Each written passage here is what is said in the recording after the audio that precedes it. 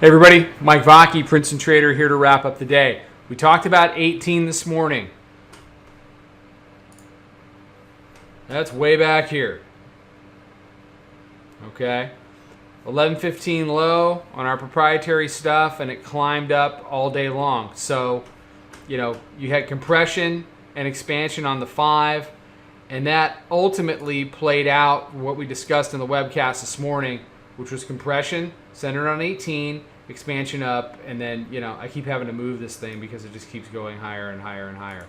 So we, for as far as the room goes, we were long in the 2021 area.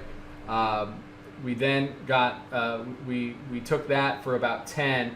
Then we re-entered on a long in the 30-31 area when our proprietary level was converted, and that gave us a nice second chance there. It came back to our proprietary moving average, shook them out a little bit, and then, this is clearly some kind of a terror news bomb type thing. And we've got about 8 minutes left in the day, so we'll be looking to take profits there. But as far as tonight goes, watch and see. You've got a situation where it could run higher. You've got a situation where if the ultimate takeaway from all of this is that on an hourly basis, it's tested the weekly pivot. The bears needed it to hold back on Monday. It didn't do so. And now you've got a series of higher lows and now a higher high. You've got the daily upper band. You want to look at the daily chart. You've got the daily upper band rising with price as well, sitting up and around the 59 area. That seems like quite a reach, but we've just done 30 handles from the key area that we were centered upon today.